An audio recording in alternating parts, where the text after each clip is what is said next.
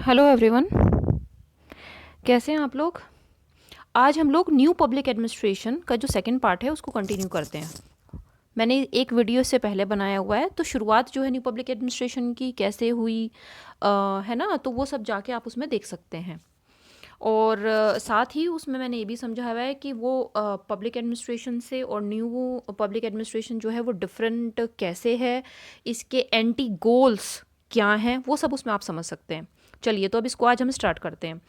तो इसके new public administration के गोल्स और प्रिंसिपल्स ये क्या हैं, इसको समझते हैं। इसके 5, इनको आप गोल भी कह सकते हो, प्रिंसिपल भी कह सकते हो, ये 5 प्रिंसिपल्स या गोल्स बताए गए हैं। फर्स्ट है रेलिवेंस। रेलिवेंस का मतलब होता है प्रासंगिकता। प्रासंगिकता का मतलब अब दोनों को कंपेयर करके समझेंगे तो बहुत अच्छा समझ में आएगा, है ना। तभी हमें नहीं, इसमें ये डिफरेंट कैसे है उससे, तभी ये चीज़ बिल्कुल क्लियर हो पाएगी। ट्रेडिशनल पब्लिक एडमिनिस्ट्रेशन जो है वो उस समय पे बना, और उसका पूरा जो सिर्फ यह है कि ढांचे के आधार के अंदर ही रह के कार्य करना है, ठीक है। सिर्फ उसका ये उद्देश्य रहा है, एम्फेसिस उसका उसमें रहा है। यहाँ पे रेलिवेंस का मतलब ये है कि जो नई नई समाज के अंदर, देश के अंदर जो परिस्थितियां उत्पन्न होती हैं, जो समस्याएं उत्पन्न होती हैं, उनको किस तरीके से ये बेहतर तौर पे सॉल्व कर सकता है, और राष्ट्र के निर्माण में किस तरीके से जो प्रशासन है वो भागीदार बन सकता है। ये इस चीज़ में इसको इम्पोर्टेंस दी गई है, रेलिवेंस पे इम्पोर्टेंस दी गई है। वैल्यूज़, जो ट्रेडिशनल पब्लिक एडमिनिस्ट्रेशन है वो वैल्यू फ्री है। वैल्यू फ्री का मतलब इमोशनलेस कह लीजिए, या फिर एक तरीके से भावना भी आप कह सकते हो, या समाज के मूल्य, क्योंकि मूल्य भावना से ही जुड़े होते हैं, है ना।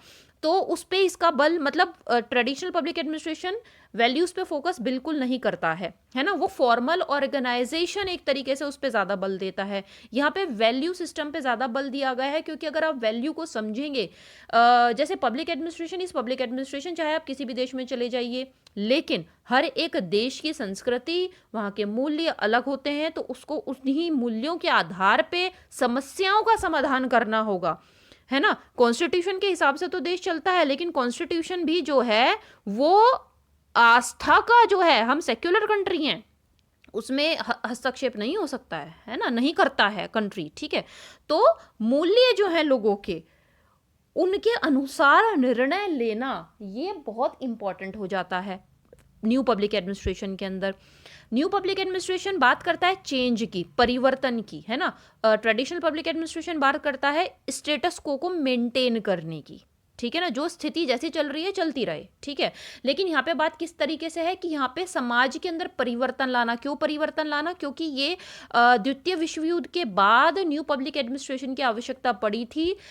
यूएसए के अंदर भी बहुत तबाही वॉर की वजह से हो गई थी, और साथ में नई कंट्रीज का उदय हुआ था, नई कंट्रीज मतलब आज़ाद हुई थी, एक तरह से आप कह सकते हो, थर्ड वर्ल्ड कंट्रीज, ठीक है ना, एशिया और अफ्रीका की। और वहाँ पे नई तरीके की समस्याएं थी, जिनको समाज के अंदर, जिनको हटाना, दूर करना ज़रूरी था, और समाज में परिवर्तन, सोच में लाना, और देश को आगे बढ़ाना एक बहुत बड़ी जिम्मेदारी थी प्रशासन या सरकार के ऊपर, ठीक है। तो ये बात करता है किस चीज़ की? परिवर्तन की, चेंज की। साथ में सोशल इक्विटी की। चेंज तभी होगा जब समाज के अंदर इक्विटी स्थापित होगी, या फिर इक्विटी स्थापित होगी तभी चेंज होगा, राइट। उसके बाद आता है क्लाइंट ओरिएंटेशन की। जो ट्रेडिशनल पब्लिक एडमिनिस्ट्रेशन है वो फोकस करता है प्रॉफिट ओरिएंटेशन के ऊपर। आप कह सकते हो कि प्रॉफिट मतलब एक तरीके से लाभ वगैरह होना चाहिए, ठीक है। यहाँ पे किस बात पे बल है? यहाँ पे क्लाइंट ओरिएंटेशन के ऊपर बल है। क्लाइंट ओरिएंटेशन किसी भी समस्या का समाधान उस पर्टिकुलर, जिस चीज़ के, जिस व्यक्ति के बारे में बात की जा रही है, उससे रिलेटेड उस समस्या का समाधान उसको समझने के साथ ही बेहतर तौर पे हो सकता है।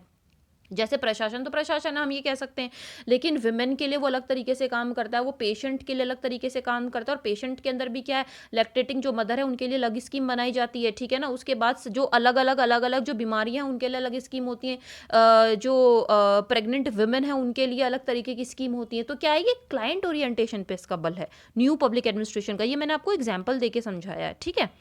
अब इसके फीचर्स अगर हम समझे तो ठीक है ना, फीचर्स मतलब इसके क्या क्या इसके एक तरह से लक्षण हैं जिससे हमें समझ में आए कि ये न्यू पब्लिक एडमिनिस्ट्रेशन है।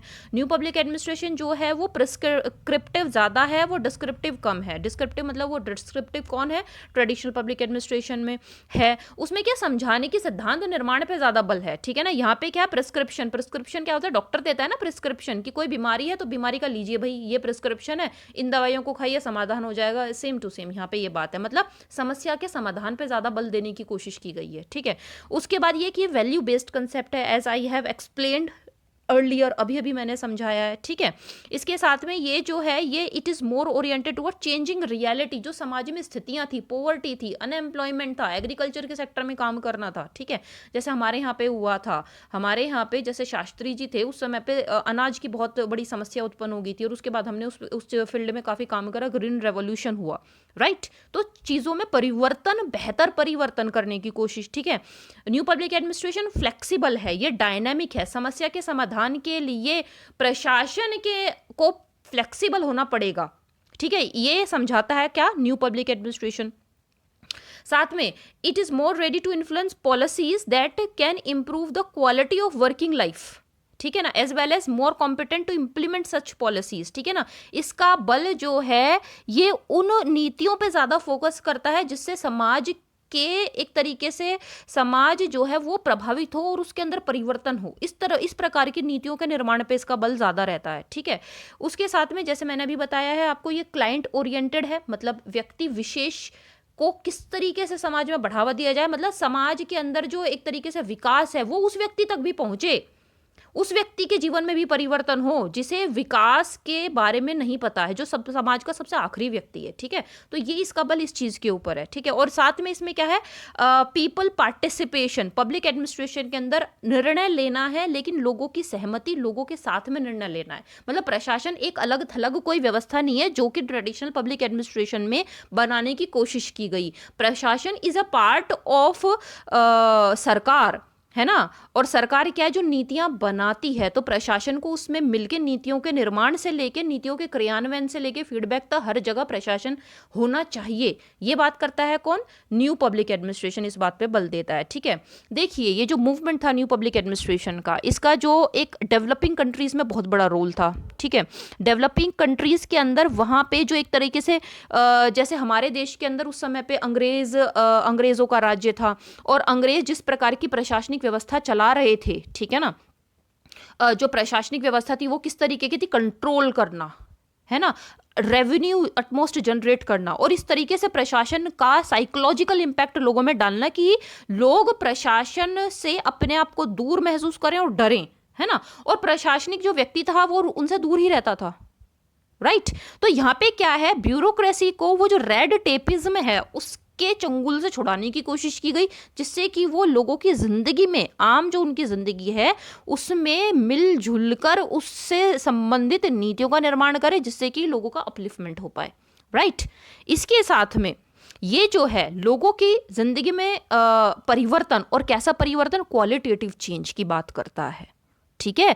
ये कोशिश इस बात की करता है, जैसे इसमें लास्ट में लिखा हुआ है, to elevate the suffering of the neglected people of the society to some extent. ये उन चीज़ों की बात करता है डेवलपिंग कंट्री के अंदर, क्योंकि ये बहुत एक तरीके से समझिए कि ऐसे बहुत एक्सप्लॉयटेशन हुआ हमारे लोगों का, और उस समय पे आवश्यकता किस बात की थी कि प्रशासन जो है वो डायनामिक तौर पे आगे बढ़े और लोगों की समस्याओं का समाधान उनसे समझ के, क्या समस्याएं हैं और उसके बाद बेस्ट उनके लिए क्या हो सकता है, ये कोशिश करे, उनको अपलिफ्ट करने की बात की गई है, ठीक है। तो इसका जो बल है वो स्ट्रक्चर पे ना हो, कि स्ट्रक्चर जो है ऑर्गेनाइजेशन का, ठीक है, जिसमें ये रहते हैं, है ना, पूरा जो हायरार्की होती है वो इसके लिए सेकेंडरी है। इसका मेन जो इंपॉर्टेंट है, जो इसका रोल है वो क्या है, सोशल प्रॉब्लम्स को दूर करने में, ठीक है ना। ये फोकस करता है एथिक्स के ऊपर, ये वैल्यूज पे फोकस करता है, ठीक है ना, ये इसके लिए ज़्यादा इंपॉर्टेंट है, ठीक है ना। नई तरीके की सोच पे फोकस करता है, जैसे कि विमेन एजुकेशन पे इसका बल होता है, जहाँ पे जो जेंडर जो रेशो है जो एक तरीके से गड़बड़ हो गया है उसको सही करने की, जैसे हरियाणा के अंदर जब से ये स्कीम चली है बेटी बचाओ बेटी पढ़ाओ, वहाँ पे जेंडर जो है, जो डिस्पैरिटी इनइक्वालिटी है वो कम हुई है, ठीक है। इस प्रकार से जो काम है ये न्यू पब्लिक एडमिनिस्ट्रेशन, ये मैं एग्जाम्पल के तौर पे आज दे रही हूँ, लेकिन ये उस समय के हिसाब से हमको समझना पड़ेगा, राइट। और इसके हिसाब से और भी चीज़ें जैसे, और इसके अलावा जो अन्य सोशल प्रॉब्लम्स हो सकती हैं उनको दूर करना, ये न्यू पब्लिक एडमिनिस्ट्रेशन का एक तरह से आप समझ सकते हो गोल है, उद्देश्य है, जिसकी वजह से न्यू पब्लिक एडमिनिस्ट्रेशन का निर्माण किया गया। तो यहाँ पे आके जो नवलोक प्रशासन का जो सिद्धांत है, जो लोक प्रशासन के अंदर, वो खत्म होता है। आई होप आपको ये बिल्कुल अच्छे से समझ में आ गया होगा। Thank you so much for watching, take care and happy reading.